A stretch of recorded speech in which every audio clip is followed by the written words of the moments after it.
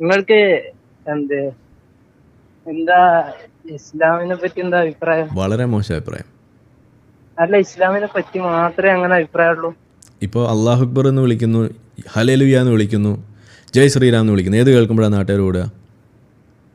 ഇന്ത്യയിലൊക്കെ സ്വാഭാവികമായിട്ട് ജയ് ശ്രീറാം അല്ലേ? ഒരു മനുഷ്യനും ഓടാൻ പോകുന്നില്ല. അല്ല, നമ്മള് പത്രത്തിലൊക്കെ ഞാൻ അങ്ങനെ മനസ്സിലാക്കിട്ടോ, നിങ്ങളെ മനസ്സിലാക്കേണ്ട പത്രത്തിലൊക്കെ പ്രശ്നമാണത്. കേട്ട് നിങ്ങളുടെ മനസ്സിലാക്കേണ്ട പ്രശ്നമാണത്. അതെ. അതങ്ങനെ അല്ലാത്തതുകൊണ്ട്.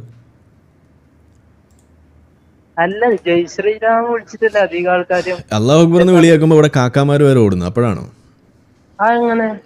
നമ്മളിവിടൊക്കെ പാവം കൊടുക്കാറൊക്കെ ഉണ്ട്.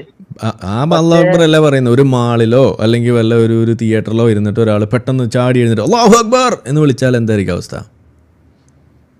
ഏതോ ഒരു ഒന്നോ രണ്ടോ സ്ഥലത്ത് അങ്ങനെ നടന്നല്ലേ നിങ്ങൾ? ഒന്നോ രണ്ടോ സ്ഥലത്തോ? അല്ലാതെ ഞാൻ ഇപ്പൊ അള്ളാഹു അക്ബർ പറഞ്ഞു. അപ്പൊ നിങ്ങൾ എന്താ ചെയ്യാ? നിങ്ങൾ എന്നൊരു കാര്യം ചെയ്യും. ഈ ഗ്ലോബൽ ടെറർ ഇൻഡെക്സ് നിങ്ങൾ കണ്ടിട്ടുണ്ടോ? അത് നിങ്ങളെ വീഡിയോ എന്തോ കണ്ടിരുന്നു. കണ്ടിട്ടുണ്ട്. ആ ലിസ്റ്റിൽ എത്ര ഹിന്ദു സംഘടനകളുണ്ട്? എത്ര ഹിന്ദു സംഘടനകൾ? തീവ്രവാദ ഏറ്റവും തീവ്രവാദികൾ എടുത്തു നോക്ക്, സംഘടനകൾ അല്ലാതെ. തീവ്രവാദികൾ ഏതാ? തീവ്രവാദികൾ ഇപ്പോ നമ്മുടെ ഇന്ത്യനെ പറ്റി പറയുമ്പോൾ ഗ്ലോബൽ ടെറർ ആണ് ഏറ്റവും പെട്ടെന്ന് വരുന്ന, ഇന്ത്യനെ കുറിച്ച് തന്നെ സംസാരിച്ചു അങ്ങനെ ഗ്ലോബലിലേക്ക് പോവാ. ഏറ്റവും പെട്ടെന്ന് വരുന്ന ഒരാളായിരിക്കും ആര്? ഗോഡ്സെ. ഗാന്ധിജി, നമ്മളെ രാഷ്ട്രപിതാവിനെ കൊന്ന ഗോഡ്സെ. ശ്രീരാം വിളിച്ചിട്ടല്ലേ അദ്ദേഹം കൊന്നത്. ശരി. നമുക്കിപ്പോ ഈ കഴിഞ്ഞ മൊസോളിനി അതൊന്നും മുസ്ലിം പേരല്ലാന്നേ.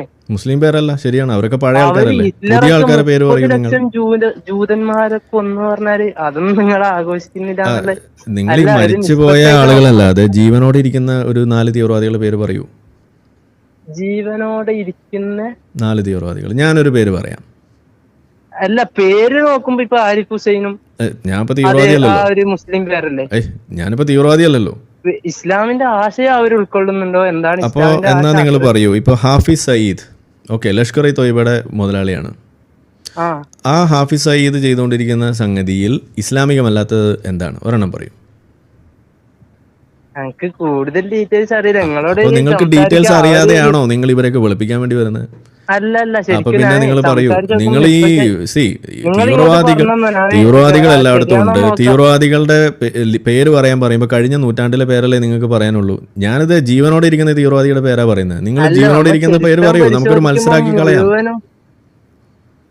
ജീവനോടെ ഇരിക്കുന്ന തീവ്രവാദി അയാൾ ഇസ്ലാമികമായിട്ടാണ്